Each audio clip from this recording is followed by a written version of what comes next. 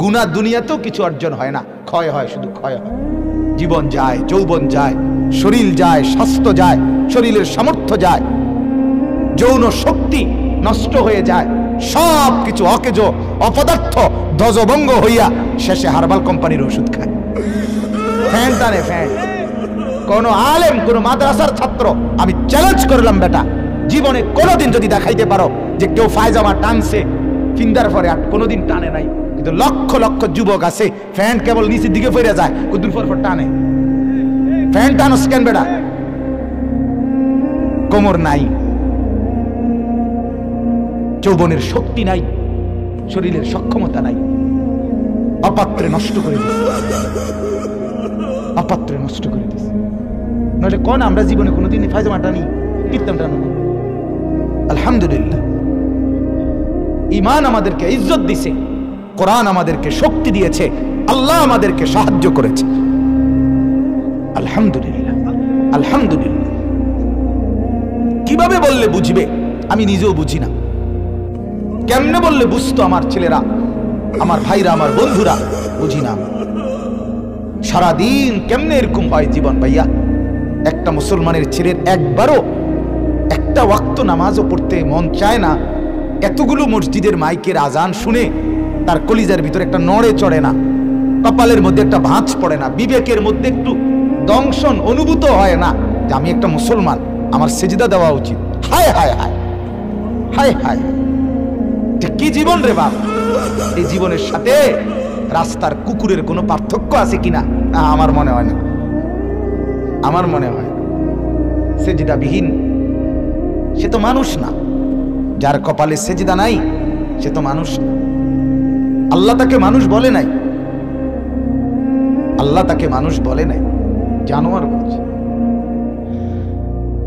আল্লাহ তাকে জন্তু বলছে, জানোয়ার বলছে, কাল আনআম বলছে, আনআম বলছে। তোমাদের যাদের কপালে সেজদা নাই বাপ, তুমি মানুষ না, হাইওয়ান। ফজরের নামাজ না পড়ে তোমরা যারা ঘুমাও, রাস্তার কুত্তার সাথে তোমারে মিলায় দেখো, কোনো পার্থক্য মনে হয় না? হ্যাঁ হ্যাঁ, মিলায় দেখো। হাসি দিয়া উড়াই দিও না, মজাক করে জিন্দেগি উড়াই দিও না। জীবনের শেষ আছে, যৌবনের সমাপ্তি আছে। 30 বছরে নিশ্চিত 60 বছরে রূপান্তর হবে, হবে কিনা বলেন? প্রতি শনিবার রবিবার হয়নি? কথা বলেন না। প্রত্যেক রবিবার সোমবার হয় কিনা বলেন? জানুয়ারি ফেব্রুয়ারি হয় কিনা? তাহলে তোমার হায়াতেরও শেষ আছে, তোমার যৌবনেরও শেষ আছে, তোমার শক্তি সামর্থ্যেরও শেষ আছে। আমি তো প্রায় প্রতিদিন বলি, আজ থেকে 10 বছর আগে, 5 বছর আগে আমি বয়ান করতে গিয়ে নিজেই শক্তি অনুভব করতাম, আজ তো তা নাই। আজ মনে হয় হায়, বয়ান থেকে নাইমা ঠান্ডা ফ্রিজের আমি আস্তা 7-আপের বোতল আর আধা লিটার 1 লিটার খাইতাম।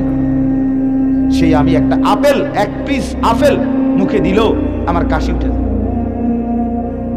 কোথায় গেল সেই শক্তি? কি বাপ, কোথায় গেল? হারিয়ে গেল। কোথায় সেই যৌবন? আমি তো বুড়া হই নাই এখনো, সেই শক্তি কোথায়? এজন্য দেখতে দেখতে ফুরায় যাবে, দেখতে দেখতেই রাত ভোর হয়ে যাবে, দেখতে দেখতেই দিন অন্ধকার হয়ে যাবে। হ্যাঁ, এই শক্তি সামর্থ্য যৌবন, ওই চাচারে বলো, ও চাচাদেরকে বলো, চাচা আপনিও কি সবসময় এমন ছিলেন? বলবে না চাচা, বাতিজা তোমার মতো আমিও, তোমার মতো আমিও ছুটতাম, দৌড়াইতাম, ফুর্তি করতাম, হাঁটতাম। আজ বৃদ্ধের দুর্বলতা আমাকে অবশ অচল করে দিয়েছে। এজন্য ভাবো ভাইয়া, ভাবো কি করে আসছো এতক্ষণ? ছেলেরা তোমরা কি করে আসছো? অর্জন কি বলো? এতক্ষণ তোমরা যারা ঘুরে আসছো, অর্জনটা কি হয়েছে ভাইয়া কও? আর আমার অর্জন কি হয়েছে? আমরা যারা বসেছিলাম আমাদের অর্জন কি? আমরা মালিকের নাম নিছি, আর প্রতি শব্দে শব্দে আমাদের আমল নামার মধ্যে নেকির পাহাড়। তোমার অর্জনটা কি ভাইয়া? কয়টা মেয়ে দেখে কি পাইছো তুমি? এই যে মেয়ে যেগুলো ছিল এতক্ষণ দোকানের মধ্যে, এগুলো দেখে তোমার অর্জন কি? শরীরে পুষ্টি হয়েছে তো? শরীরের মধ্যে কিছু হয়েছে? কিছু তা হয়েছেটা কি? দোকানে লাভ হয়েছে? বাড়িতে বিল্ডিং উঠছে, হয়েছে কি? উলঙ্গ ছবি দেখে অর্জন কি হয়? নর্তকীর নাচ দেখলে অর্জন কি আমার? আয় হায়, এত বোকা কেমনে হয় ভাইয়া? কিছু তো দুনিয়ার লাইনের ভাবো, আখেরাত না হইলো দুনিয়ার অর্জন কিছু হয়নি। গুনাহ দুনিয়াতেও কিছু অর্জন হয় না, ক্ষয় হয়, শুধু ক্ষয় হয়। জীবন যায়, যৌবন যায়, শরীর যায়, স্বাস্থ্য যায়, শরীরের সামর্থ্য যায়, যৌন শক্তি নষ্ট হয়ে যায়, সব কিছু অকেজ অপদার্থ ধ্বজভঙ্গ হইয়া শেষে হার্বাল কোম্পানির ওষুধ খায়। ফ্যান টানে ফ্যান। কোন আলেম, কোন মাদ্রাসার ছাত্র, আমি চ্যালেঞ্জ করলাম বেটা, জীবনে কোনোদিন যদি দেখাইতে পারো যে কেউ ফায়জামা টানছে ফিন্দার পরে, আর কোনোদিন টানে নাই। কিন্তু লক্ষ লক্ষ যুবক আছে ফ্যান কেবল নিচের দিকে ফিরে যায়, কুদুর পর টানে। ফ্যান টানোস কেন বেটা? কোমর নাই, যৌবনের শক্তি নাই, শরীরের সক্ষমতা নাই, অপাত্রে নষ্ট করে দিস, অপাত্রে নষ্ট করে দিস। নাহলে কোন আমরা জীবনে কোনোদিন ফায়জামা টানি, কীর্তন টানো? আলহামদুলিল্লাহ, ঈমান আমাদেরকে ইজ্জত দিয়েছে, কোরআন আমাদেরকে শক্তি দিয়েছে, আল্লাহ আমাদেরকে সাহায্য করেছে। আলহামদুলিল্লাহ, আলহামদুলিল্লাহ। দুনিয়ার সুখও মিলছে আলহামদুলিল্লাহ। উলামায়ে কেরাম দুনিয়া তো সুখের বাদশাহীর হালাতে আছে, বাদশাহীর হালাতে আছে। বাড়ি তো বিরাট, সম্পদ তো অনেক কিছু, টাকা তো পকেট ভর্তি, স্ত্রী আরেক বেটার লগে, মেয়ে আরেক ছেলের সাথে, ছেলে আরেক মেয়ের সাথে, প্রত্যেকেই নিজের মতো। এটা সুখ? এমন ব্যক্তির বাড়ি যদি 10টা থাকে লাভ কি? কথা বলেন, বলে। আমি নিজ চোখে দেখছি, কোটি কোটি টাকার মালিক, বউ থাকে ঢাকা, বেড়া থাকে কুমিল্লা, বেড়া ছাদের উপরে বইয়া সারা রাত গিটার বাজায়, গিটার আর বিড়ি, আমার চোখে। আর তুমি ঠিক কোন লাগতো না, আমি দেখছি। বলে ঠিক কি? আবার ঠিকের কি? সারা রাত গিটার বাজায় আর বিড়ি, একটার পর একটা সিগারেট খায় আর গান গায়। গান তো না, গানের জাত না, কোন লাইনের কোন সুন্দর বলতে কিচ্ছু নেই। চলো ভাইয়া, বুঝতে শিখো, নিজের ভাবনা ভাবো। তু আগার মেরা নিহি বনতা না বন আপনা তো বন। তুমি আমার কিছু যদি নাই করো, তোমার জন্যই করো, তোমার ভাবনাই ভাব। দেখো সারাদিনের অর্জন কি, সারাদিনের অর্জন কি লাভবান হইলা? ছবি দেখে, নারী দেখে, উলঙ্গ দৃশ্য দেখে, অশ্লীল সিনেমা দেখে, নাটক দেখে, জিনা ব্যভিচারের দৃশ্য দেখে, মদ খেয়ে, জুয়া খেলে, উলঙ্গ বেহায়াপনার মতো বাহিরে বাজারে ঘুরে সারাদিন বন্ধুদের আড্ডা দিয়ে অর্জনটা কি? মিলাও হিসাব। আখিরাত পথ দাও, দুনিয়ায় মিলাও, দুনিয়া মিলাও। দুনিয়ার কিছু হয়েছে কিনা? এক দোকানদার তো 3 ঘন্টা ব্যবসা করলে তার 200 টাকা ইনকাম হয়। কথা বলেন না? এটাতে একটা বুঝ আছে বেটার, বেটারটা কি আইছে? লাভ আসছে। একটা অটো ড্রাইভার, সিএনজি ড্রাইভার ঘন্টা 2 গাড়িটা চালাইলে তার তো 200 টাকা লাভ হয়, এটা বুঝ আছে তার। তোমার বুঝটা কি? তোমার বুঝটা কি? তোমার অর্জনটা কি এখানে? যে নারীর জন্য তুমি এত পাগল, সেই নারী কি তোমার মিলবে না? সেই তুমি কি বিয়ে করবে না? তাইলে এটার জন্য এত পাগল হইয়া অস্থির হয়ে যাওয়ার মতো, কুত্তার মতো হয়ে যাওয়ার কি আছে? এটা বলে, এটা এত পাগল হয়ে যাওয়ার কি আছে? কুকুরের মতো মেয়ের পিছনে পিছনে ঘুরার কি আছে এটার ভিতর? একটু সবর করলেই তো। আল্লাহ তাআলা কোরআনে বলছেন, আমি যাকে বানিয়েছি তার জন্য তার স্ত্রীকে, আল্লাহ বলেন আমার কুদরতের নিদর্শন, আমি আল্লাহ প্রত্যেক পুরুষের জন্য তার স্ত্রীকেও তার দেহের অঙ্গ থেকে আমি বানায় রাখি। এ তো কোরআনের আয়াত, কোরআনের আয়াত। তোমার জন্য আমি বানাইয়েছি। আমিন আয়াতিহি আন খালাকা লাকুম মিন আনফুসিকুম আজওয়াজা। চলেন তাহলে, অতএব আমি আপনাদের কাছে বললাম, জিন্দেগির মূল পুঁজি লা ইলাহা ইল্লাল্লাহ। বলেন আলহামদুলিল্লাহ। আল্লাহ তাআলার দয়া ভাইয়া, আল্লাহ তাআলা সেই নিয়ামত আমাদেরকে দান করছে। বলেন আলহামদুলিল্লাহ। আমরা বলতে পারি প্রতিদিন, আমরা প্রত্যেকেই বলি যে লা ইলাহা ইল্লাল্লাহ। এই যে বাক্যটা আমাদের যাদের জবানে উচ্চারিত হয় নিয়মিত, দিলের বিশ্বাস নিয়ে, এর চাইতে সৌভাগ্য, এর চাইতে বড় পাওয়া, এর চাইতে বড় সম্পদ, এর চাইতে উত্তম নিয়ামত আল্লাহর কসম দুনিয়া যদি 10 বার না 100 বারও দেওয়া হয় তারপরেও লা ইলাহা ইল্লাল্লাহর সমান হবে না, হবে না, হবে না। ঈমান সবচেয়ে বড় সম্পদ। ওয়া আসবাগা আলাইকুম নিআমাহু যাহিরাতাও ওয়া বাতিনা। আল্লাহ তাআলা কোরআনে বলেন, আমার বান্দাদের উপরে আমি নিয়ামত প্রকাশ্যে এবং গোপনে একদম পূর্ণ করে দিয়েছি, পূর্ণ করে দিয়েছি। এখানে তাফসীরের মধ্যে লেখছে ইমাম মুজাহিদ বাহিরের মাইক বন্ধ করছে, বন্ধ করেন, বললাম না। ইমাম মুজাহিদ রাহমাতুল্লাহি আলাইহি বললেন যে এই বাক্যের অর্থ হইল কওলু লা ইলাহা ইল্লাল্লাহ। ঈমান আল্লাহ তাআলা যাকে দিবেন সেই একমাত্র বলতে পারে যে আল্লাহ তাকে সব নিয়ামত একবারে কমপ্লিট করে দিয়েছেন। বুঝেন নাই কথাটা? ঈমান পাইছে যে, কালেমা পেয়েছে যে, লা ইলাহা ইল্লাল্লাহর দৌলত যে পাইছে সেই আল্লাহর সমস্ত নিয়ামত পরিপূর্ণ পাইছে। এটা নাই তো সে কিছুই পায় না। जो तू मेरा तू सब मेरा, যখন আল্লাহ আমার সবই আমার, ফলক মেরা জমি মেরি, আসমানও আমার জমিনও আমার, अगर एक तू नहीं मेरा तो कोई शै नहीं मेरी। যদি আল্লাহ আমার না হয় তাইলে কিছুই আমার নাই।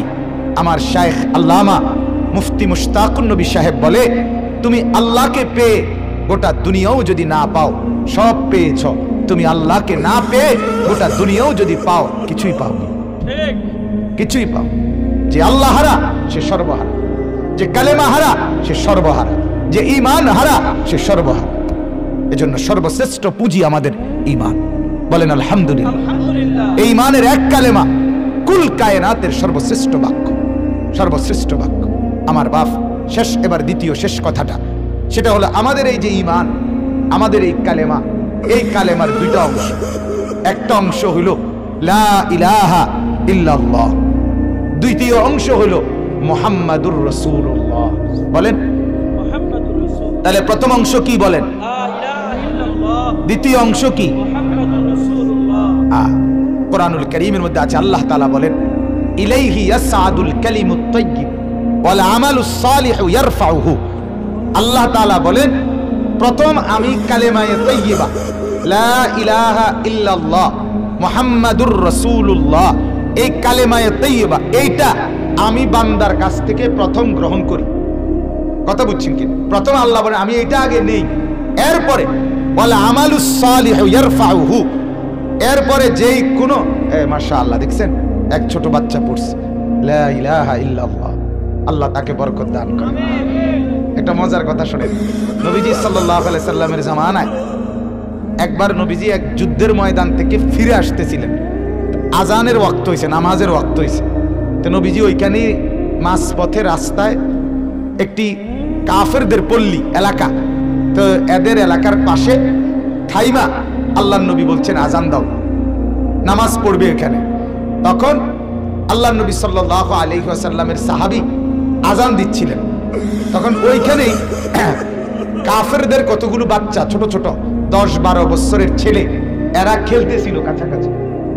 এদের মধ্যে একটা ছেলে, ঘটনাচক্রে একটা ছেলে 10-12 বছরের, সে ওই সাহাবী যখন আজান দিচ্ছে আল্লাহু আকবার আল্লাহু আকবার, এও রসিকতা কইরা ও হুবহু জোরে জোরে এটা বলতে লাগছে আল্লাহু আকবার আল্লাহু আকবার, এমনি কইতেছিল। নবীজি সাল্লাল্লাহু আলাইহি ওয়াসাল্লাম, আমি নিজে এই হাদিস পড়ছি, পড়াইছি, নবীজি নিজে সাহাবীদেরকে বললেন, ওই যে বাচ্চাটা যে জোর আওয়াজে তাকবীর দিছে, আজানের বাক্যটা বলছে, ওটাকে নিও। তো ওই ছেলেটাকে ডেকে আনছে, ডেকে আনার পরে আল্লাহ নবী সাল্লাল্লাহু আলাইহি ওয়াসাল্লাম বলে, তোমার এই বাক্যগুলো আমি সুন্দর করে শিখাই দেই। কইবা তুমি? আবার কয় তো বলেন। তো নবীজি আবার বলছে, অয় বলছে। নবীর বলার বরকতে আল্লাহ তাআলা ওই ছেলেটাকেই ঈমানের দৌলত দান করছে। ছেলেটা মুসলমান হয়ে গেছে এবং পরবর্তীতে এই ছেলেটাই নবীজির যে কয়েকজন মুয়াজ্জিন ছিল, বেলাল ছাড়াও এই ছেলেটাও একজন নবীজির মুয়াজ্জিন হয়েছে। নবীজির আমলে সে আজান দিত। আবু মাহজুরা রাদিয়াল্লাহু তাআলা আনহু, এই জন্য মনে হলো ওই ছেলের লা ইলাহা ইল্লাল্লাহ শুনে আল্লাহ তাআলা তো তাকেও ঈমানের এই বাক্য উচ্চারণ করার তৌফিক দান করেছে। এত ছোট বাচ্চাকে আল্লাহ তাআলা উচ্চারণ করতে তো সুযোগ দিছে। কত কাফের বেঈমান হায়াতের 60 বছর পর্যন্ত কোনোদিন এই বাক্য উচ্চারণ করতে পারল না। কত পরিমাণ বঞ্চিত সে। এজন্য আমাদের কালেমার দুইটা অংশ, একটা হলো লা ইলাহা ইল্লাল্লাহ, আরেকটা হলো মুহাম্মাদুর রাসূলুল্লাহ। আল্লাহ তাআলা বলেন আমি এই কালেমায়ে তাইয়্যিব প্রথম আমি এটা নেই, এরপরে বলে আমালুস সালিহু ইয়ারফাউহু, এরপরে বান্দা ঈমান আইনা কালেমা পয়রা যত নেক আমল করবে সব নেক আমল এই ঈমানকে এই কালেমাকে উপরে উঠাইতে থাকবে, উঁচা করতে থাকবে, দামি বানাইতে থাকবে। এজন্য ঈমান সঠিক থাকা, কালেমা ঠিক থাকা, লা ইলাহা ইল্লাল্লাহ মুহাম্মাদুর রাসূলুল্লাহ, এইটা সঠিক থাকা। আপনি কালেমা বুঝেন কিনা, ঈমান বুঝেন কিনা, আকীদা বুঝেন কিনা, রাসূলুল্লাহর ব্যাপারে আপনার আকীদা কি হওয়া উচিত, আল্লাহর ব্যাপারে আপনার আকীদা কি হওয়া উচিত, নবীজির মর্যাদা আপনি কি বুঝা উচিত, নবীজির আপনার কাছে চাহিদা কি, আল্লাহ আপনার কাছে চান কি, লা ইলাহা ইল্লাল্লাহ আপনার কাছে কি দাবি করে, মুহাম্মাদুর রাসূলুল্লাহ আপনার কাছে কি দাবি করে, আল্লাহর কসম এটা বুঝা, এটা মানা, এটা জীবনে গ্রহণ করা, এর ভিত্তিতে আপনার সমস্ত নেক আমলের দাম বাড়া। এর ভিত্তিতে আপনার দাম বাড়বে, আমলের দাম বাড়বে। আপনার নামাজ, রোজা, হজ, যাকাত, জিকির, তেলাওয়াত, দান, সাদাকা, ঈদ, কুরবানি, ওযু, গোসল, যা কিছু বলেন সব নেক আমলের দাম বাড়বে। সব নেক আমলের মধ্যে নাম্বার যোগ হবে আপনার লা ইলাহা ইল্লাল্লাহ মুহাম্মাদুর রাসূলুল্লাহ, এটা ঠিক কিনা এর ভিত্তিতে। এজন্য ঈমান, আল্লাহর প্রতি তাওহীদ এবং রাসূলুল্লাহর রিসালাত এটা পূর্ণ বুঝে নাও, খুব জরুরি। আমি এক কথাই শুধু বলি আপনাকে, একটা হলো আমাদের পাকিস্তানের একজন বড় বুজুর্গ আলেম হযরত মাওলানা তারেক জামিল সাহেব দামাত বারাকাতুহুম বলছেন এই কথা যে লা ইলাহা ইল্লাল্লাহ বান্দার অন্তরে, বান্দার দিলের ভিতরে গভীরভাবে রোপণ হবে, মুহাম্মাদুর রাসূলুল্লাহ ডালপালার মতো বান্দার সারা দেহে ছড়িয়ে পড়বে। এটা হলো মূল দাবি। অন্তরে মজবুত হবে, অন্তরে গাড়বে, শেকড়ের মতো আপনার গভীর নিচের দিকে যাবে, দিলের ভেতরে ঢুকবে লা ইলাহা ইল্লাল্লাহ আর মুহাম্মাদুর রাসূলুল্লাহ সারা দেহে আপনার ছড়িয়ে পড়বে।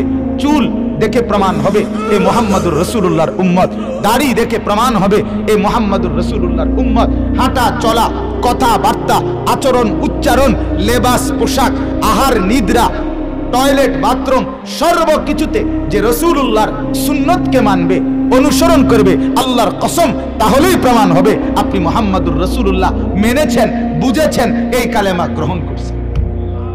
কথা বুঝছেন কিনা বলেন? তাইলে লা ইলাহা ইল্লাল্লাহ জমবে কোথায়? দিলে। বলেন না কোথায়? মুহাম্মাদুর রাসূলুল্লাহ প্রকাশিত হবে কোথায়? সারা অঙ্গে, সারা অঙ্গে, সারা দেহে। আল্লাহ তাআলা এই জন্য দিয়েছেন। কেন মুহাম্মদকে দিয়েছেন সাল্লাল্লাহু আলাইহি ওয়াসাল্লাম? কেন নবীকে দিলেন? কেন নবীকে?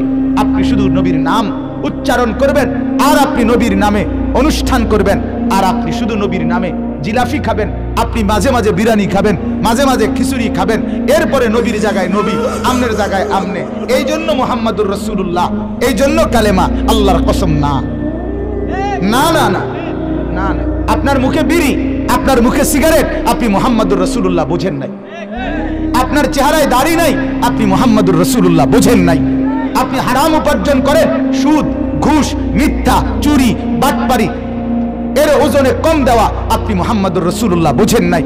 আপনার ঘরে আজকে 30 বছর টেলিভিশন চলে, নাচ গান, নর্তকীর ছবি, আপনার স্ত্রী, কন্যা, ছেলে মেয়ে, নাতি নাতনি দেখে, বিশ্বাস করেন আপনি মুহাম্মাদুর রাসূলুল্লাহ চেনেনও নাই, বোঝেনও নাই, মানেনও নাই। আপনি মিথ্যু, আপনি মিথ্যু। গায়ের জোরে নবী প্রেমিক দাবি করলে হয় না বাপ, গায়ের জোরে হয় না বাপ। রাসূলুল্লাহর আশেক, নবীর আশেক। আপনি স্পষ্ট করেন আপনি নবীর আশেক না জিলাফির আশেক, আপনি ক্লিয়ার করেন। আপনি আমার দলের দরকার নাই, না না, আপনি আপনার দলে থান, আপনি আপনার তরিকা লইয়াই থাকেন, কোনো অসুবিধা নাই। কিন্তু আপনি স্পষ্ট প্রমাণ করেন বিড়ি মুখে নবীর আশেক কেমনে হয়, আপনি বুঝাই দেন। কথা কোন একজন দাঁড়ায়, এখন কথা বলেন না, বলতে পারবেন একজন? যে বিড়ি মুখে যে ব্যক্তি বিড়ি খায়, সিগারেট খায় সারা জীবন, সে নবীর আশেক, এটা কেমনে হবে? কথা বলেন, কিভাবে হবে? সে বুঝাই দেখছে তর্কের দরকার কি, কাজ্জার দরকার কি, হ্যাঁ মারামারির দরকার কি, সুন্নি ওয়াহাবির দরকার কি? তুমি নবীর প্রেমিক, বুঝাই দাও। দাড়িবিহীন চেহারা, ক্লিন শেভওয়ালা চেহারা, তুমি রসুলের প্রেমিক, এটা কোন যুক্তিতে? আপনি বলেন। 30 বছরে আপনার জীবনে মেসওয়াক আপনার কপালে জোটে না, আপনি মেসওয়াক করেন না, আপনি রসুল প্রেমিক কিভাবে? কিভাবে বলেন? কিভাবে বলেন? বুঝতে শিখেন, অতএব বুঝতে শিখেন, আল্লাহকে ঠিকভাবে চেনেন, রাসূলুল্লাহ সাল্লাল্লাহু আলাইহি ওয়াসাল্লামকে অনুসরণের মাধ্যমে, ইত্তেবার মাধ্যমে মহব্বত করেন, তাইলে কালেমার হক আদায় হবে, তাইলে ঈমানের হক আদায় হবে। ঈমান কিন্তু দুইটা। ঈমান কয়টা? আল্লাহকে মেনে নেওয়া, রাসূলুল্লাহকে মেনে নেওয়া। দুটোটাই ঈমান কিনা বলেন না? দুটোটাই ঈমান, দুটোটাই। অতএব আল্লাহকে মানবেন আল্লাহ তাআলা যেভাবে বলেছেন, রাসূলুল্লাহকে মানবেন রাসূলুল্লাহ যেভাবে বলেছেন। আল্লাহ নবী সাল্লাল্লাহু আলাইহি ওয়াসাল্লাম বলেন, যে ব্যক্তি আমার সুন্নতের অনুসরণ করে সেই আমাকে ভালোবাসে। এত এত পরিষ্কার বলার পর, মান আহাব্বা সুন্নতি ফাকাদ আহাব্বানি, এভাবে বলার পরেও আমনে যদি বুঝে না আসে, কেন বুঝে আসবে না কেন? অতএব আমার কথা শেষ, দয়া করে আজকে যেই বাক্য আমি পড়লাম, লা ইলাহা ইল্লাল্লাহ, এটাই আমাদের মূল পুঁজি, ঠিক কিনা বলেন না? অতএব সর্বাত্মক চেষ্টা করা, আমার ঈমান যেন ছুটে না যায়। দুনিয়া কম পাইলাম বাপ, ভাত একবেলা কম খাইলাম, বাড়ি করতে না পারলাম, কেউ বিল্ডিং করলো, আমি টিনের ঘরে বানাইলাম, আমি সনের ঘরে বানাইলাম, আমার অর্থ সম্পদ কমই হইল, কিন্তু ঈমান যেন থাকে। কি যেন থাকে বলেন না? ঈমান যেন থাকে, এটাই আমার মূল পুঁজি। লা ইলাহা ইল্লাল্লাহ মুহাম্মাদুর রাসূলুল্লাহ, এই পুঁজি যেন আমি কলিজায় নিয়া, জবানে নিয়া, সারা দেহে নিয়া কবরে যাইতে পারি, তাইলে আমার কবরও সুন্দর, আখিরাতও সুন্দর, জান্নাতও সুন্দর। আল্লাহ তাআলা আমাদের সবাইকে বুঝা মানার তৌফিক দান করেন। একটা ছোট্ট অনুরোধ, এখানে যে ছেলেরা বসছো বাপ, তোমরা সবাই মুসলমানের বাচ্চা, মুসলমানের ছেলে বাপ, তোমাদের মা মুসলমান, তোমাদের বাপ মুসলমান, তুমি জন্মের পরে তোমারে আজান দিয়া তোমারে আল্লাহর নাম শুনাইছিল। অতএব দয়া করে এখন নামাজের বিরতি, আজান হবে, আল্লাহর ওয়াস্তে তুমি মুসলমানের বাচ্চা হইলে কেউ এদিক সেদিক দোকানে পাটে যাইও না বাপ। নামাজ ওযু করে মসজিদের মধ্যে ঢোকো, প্রমাণ করো তুমি মুসলমানের সন্তান।